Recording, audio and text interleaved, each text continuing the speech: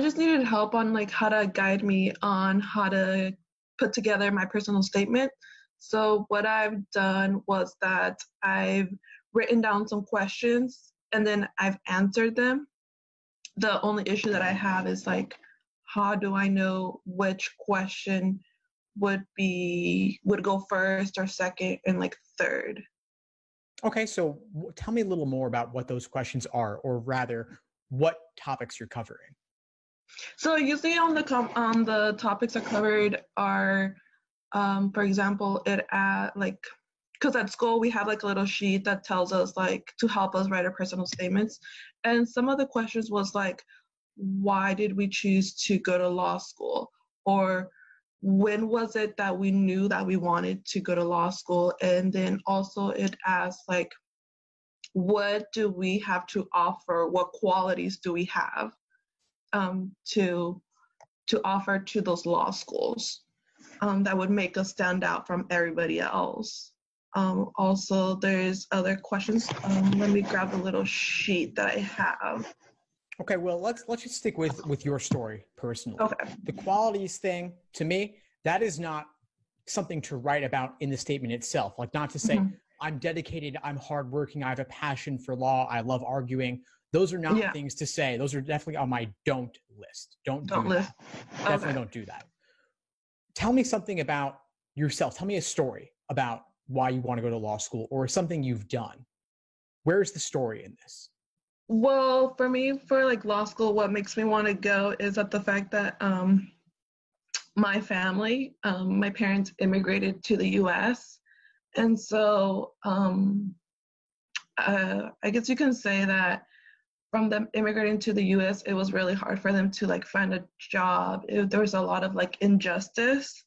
And so growing up with that made me realize that I want to go to law school because I want to be that voice for people who I guess you can say that people who are really not seen because they're not from here.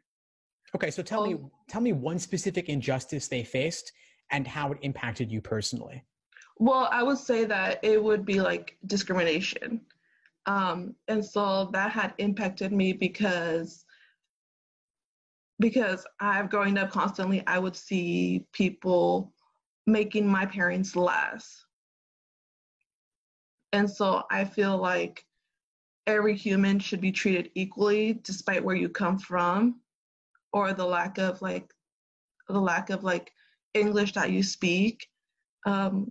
They weren't really ever taken serious because of that. And I just felt like that wasn't correct. Is that something the law could fix, though? Well, not really, but what I kind of look at it is the way that the way that I look at it is like, okay, like the children down at the border, they don't really have a voice. They don't really know the language. Mm-hmm. And so when I think of it, it's like, okay, well, I'll go to law school and I'll go study like immigration law. And then I'll try and do what I can and help with them down there. Okay, that strikes me as more reasonable because you're tying your personal story, or rather your parents' story. So we've still got to work a little bit more to keep it on you specifically. But then you're tying that to say, okay, well, immigrants face hardship, immigrants face discrimination. Although the discrimination my parents faced often was not legal in nature, it still relates to being treated like second-class citizens. And in current events, we see this happening notably with children at the border, undocumented immigrants at the border, facing hardships, being treated as lesser than. I want to help change the law to advocate for them. Correct. But still, part of the problem here is that you're talking a lot about your parents, and we still haven't dialed down to one specific instance of discrimination that you personally either experienced or witnessed, or at least you can point concretely to how it impacted you personally. One common issue with statements about parents or family members is that it's too much about them, not enough about you. I also want you to think about, is this a statement that only you could write? Or are there potentially hundreds or thousands of other applicants who also come from immigrant backgrounds, also facing hardships and discrimination? So I want us to get more specific with anecdotes, with stories that only you could tell. Mm-hmm. Yeah, because when I think of it, it's like, yeah, there's probably going to be thousands of other people kind of writing about the same thing. So that won't really make me stand out from everybody else because there is other stories. Right. Also, the other stuff that I was thinking about is about how I grew up in like a very, I guess you can say like in a very abusive household too. So that kind of like ties in also as like, I feel like it ties in as like an advocate as well to help like women with like domestic violence and or anything that has to do with abuse. Sure. Yeah, that could absolutely make for a compelling statement. You want to be careful about it, though, not to only focus on the negative. You don't want them walking away crying because they feel sorry for what you went through. You want to at least show something about how you grew from the experience, obstacles you overcame, and what you've learned from it, and how you can use that to help others going forward. But make sure that you don't focus too much on the negatives and you do what you can to end on a positive note, even if it was obviously a very difficult experience. Mm-hmm. Yeah, because I know that in there when I was writing, like in there, I would talk about the abuse, but then I would also talk about how, despite that the obstacles were really difficult, I was still able to manage to overcome it to the point where I continued my education. I went further. Now that I want to go to law school because I want to help people who go through that. Also kind of, I guess you can say, kind of move on from that and kind of continue living their life and kind of saying like, well, I went through that same thing, but yet I'm over here trying to live my life and also be like the support and kind of help them a little bit too. You certainly can.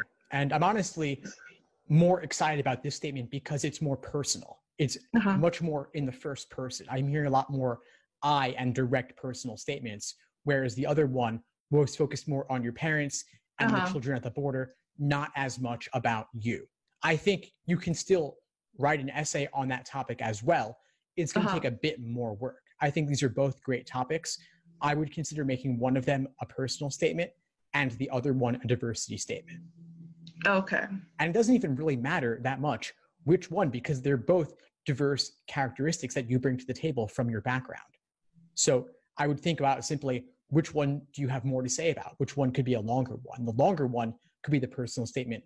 The other one could be the diversity statement. Diversity is not only racial and ethnic in background. It could be anything unique about your background. And certainly being in an abusive household is something unique that would add something to what you would share in a law school classroom. Yeah, because I feel like that one would be more like the personal where I get to talk about myself, and the diversity one I can talk about like my family and my cultural background and kind of touch a little bit about that. But I feel like the other one would be the perfect one to be like my personal statement because that's the moment to talk about me and kind of let them know like, oh, well, I went through this, but even because of that, I still want to go to law school because I want to help change.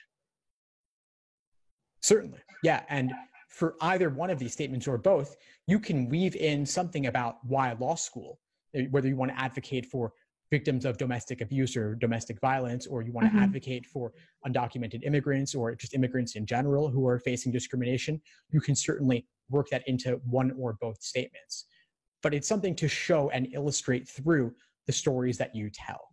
And then again, the thing about quality is the qualities are, again, something you want to show rather than tell. So don't say, I'm dedicated or I'm hardworking. Instead, talk about what you've done in the context of overcoming these challenges, which will show that, which will illustrate that. Okay. And then in there, would I also put in like, I currently do volunteering over at a nonprofit organization for immigration? You can mention it in passing, but I would also want you to trust that they will see it on your resume and that it's not the place to throw in every related extracurricular that you've had. You don't want to lose focus. The core of the statement is your story and what you've experienced, or in the case of the other one, what your parents experienced and how that impacted you.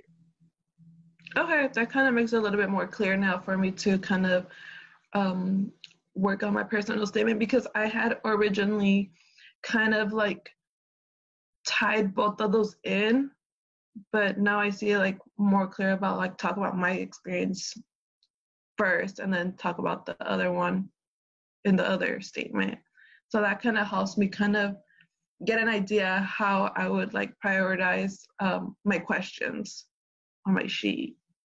Excellent. Now you've used the sheet, you've used it up to this point. For now, I want you to put the sheet aside and just focus on free writing. Just open up a Word document or open up a notebook, and I want you to write at least 1,500 words on each of these two topics. 1,500 words, which is much longer than the final drafts will be. But you need a longer rough draft, then you can cut out all of what isn't truly necessary. So you're left with the core that is jam-packed, full of compelling narrative. Okay. That would definitely help a lot too. Awesome. Great. Well, I think you've reached your insight for today, Lizeth. Before we sign off, what would you say is the biggest insight you got from our call today? I would say what really helped was that we got to actually find two main points. And that helped a lot to find two main points, because I feel like when we get caught up in so much writing that we forget to separate stuff, that we feel like it all goes together. And so after this call really helped me know that they might seem similar, but they do go separate, my two topics. Awesome. I love it. Well, please keep in touch and let me know if I can help in any way as you move forward with these. Will do. Thank you. Thanks for tuning into the show. Please subscribe if you haven't done so already to be notified of new episodes as I release them. And feel free to reach out if you need anything at all as you move forward with your prep. I'm happy to help however I can. In the meantime, I wish you all the best and take care.